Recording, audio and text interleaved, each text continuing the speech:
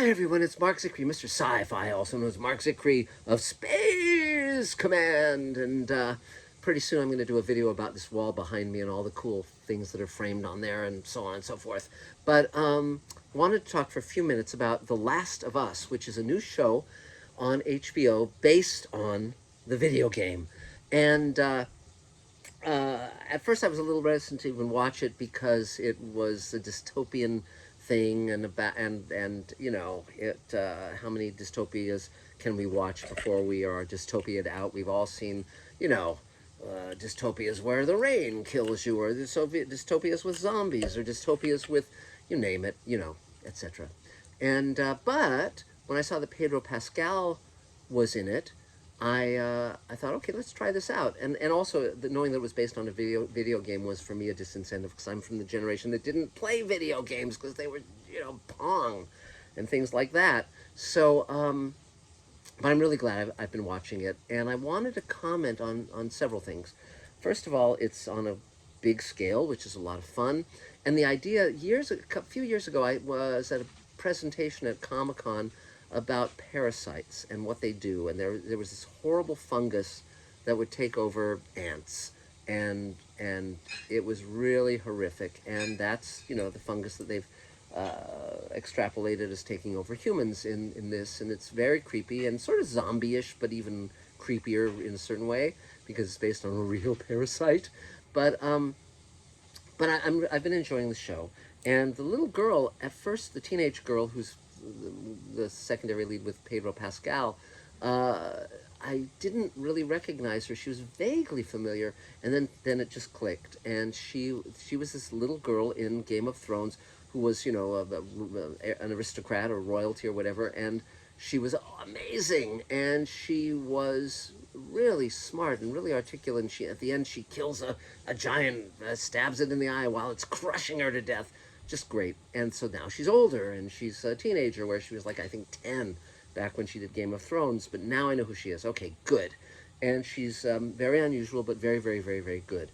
And so I've been enjoying the show. I like Pedro Pascal very much. I like her very much, and the world building is impressive.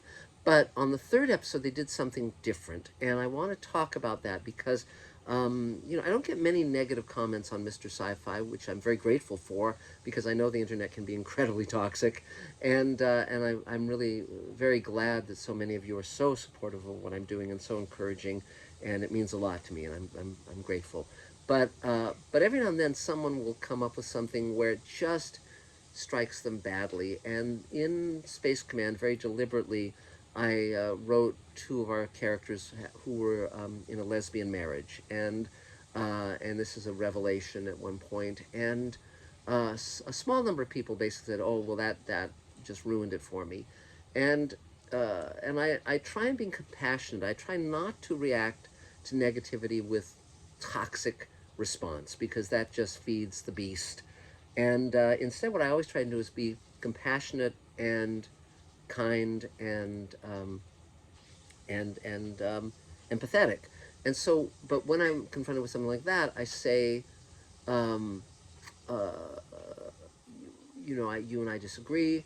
I understand how you could have that opinion, but my goal is to represent the world I live in, even though it's science fictional, with you know, with a lot of with the widest variety of people, because I know gay people, and I know transgender people, and I know black people and Asian people, and, you know, Russians and Ukrainians, and on and on and on. In my personal world, the people I say hello to on a given day, the people that are, you know, at my gym and in the park, and just part of the wonderful tapestry of the world I live in. And I want those people to be in science fiction. And one idea I recently had was have a spaceship that's got like 3 black guys, and because, you know, and I was thinking maybe it would be Tim Russ and, you know, the other black actors from Star Trek, and because in science fiction you always have the, like, maybe the one black guy, or maybe there's 2 black guys amongst the diverse ship. But the idea of just having 3 black guys who are the crew of a ship, it's like, it's never been done in science fiction, and I think it would be fun to have it done in science fiction, just because, again, it's just different and interesting. Just like we had 2 Italian guys on a ship recently, and you know, it's like, I want the world I write about to be a reflection of the world I live in, and the more I can make it that, the better. So the reason this is all preamble to, um, uh, you know, some like so these a few of these people didn't like the fact that I had a gay female couple, and for me that doesn't bother me at all. I mean, writing that couple, you know, representing them in science fiction because Sally Ride was gay and it only came out that she was gay after she died. And I want women in science and women in science fiction. I want people to know that there are gay women in science fiction and in science, and because the more people are public, the more we know people, the people that we admire, people that we like, people that bring value to our life, the more we know what their orientation is and what their background is, you know, the better. And so, but so in the third episode of Last of Us, the bulk of the show was a gay couple, a male gay couple meeting each other, falling in love, and it tracked them through their life in this dystopian world to the very end of their life. And you know, there was a sort of a scene in a bed that didn't get too explicit, but you know, it had some kissing and stuff. And frankly, as a male, you know, I cringe at gay love scenes because I put myself in that. I was going to say position, and it's, you know, I'm not gay, and so it's like, oh, yikes. And but my discomfort at that scene, but then as I watched it more and I saw their relationship grow and I saw their love for each other grow, and I saw I saw something that was so unusual for a dystopian TV show to do, I was glad they were doing it. And my discomfort should not be a determinant of what artists choose to do.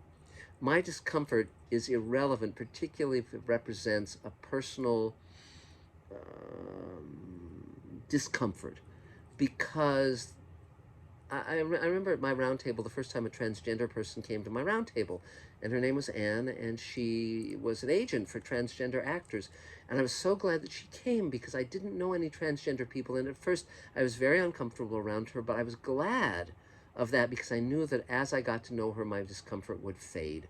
And and the fact that I'm a little cringy at male gay love scenes, that's my cargo. That's it's okay. You know, it's like you know, it's fine. It's fine. So what I'm saying is, the show actually, it gained my respect more, and I liked it better.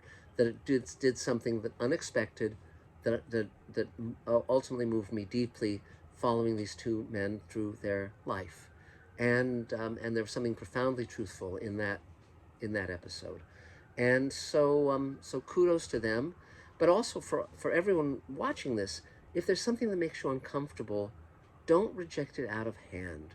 See if there's a way that it can maybe open up your world a little and maybe give you a little more of a view looking through someone else's eyes. You know, it's not a bad thing. It's not a bad thing. You know, try to expand your world a little bit, even if it makes you uncomfortable, especially if it makes you uncomfortable, because there's value to be had there. And the more we see each other as human beings, the better. And my gosh, the world is made so much more valuable by different kinds of people. I'm so glad that gay people are out now. I'm so glad that mixed marriages between black people and white people, you know, it's like, it's a different world. We live in a better world. And whereas there's reactionary stirrings that would want to take us back to a way that it used to be, that was less equal and less free and less fair, I really want there to be a world where everyone is accepted and valued and seen as a person just like ourselves. Now, this does not mean that I embrace pedophiles or anyone who does active harm. That's where I draw the line. If you hurt other people, if you are actively toxic, actively cruel, actively doing harm to others, that's a very different story, and that's, you know, obviously we want to protect everyone so no one is harmed, no one. But discomfort is not the same as harm. Discomfort is just the nature of the human experience. And so anyway, so that's my 2 cents. If you want to check out The Last of Us, it's on the new HBO that is removing more and more from from HBO, so you have to rent it or pay for it, even though you're paying for HBO. that's a whole another story. Meantime, we're shooting Space Command. We're doing a lot of cool stuff.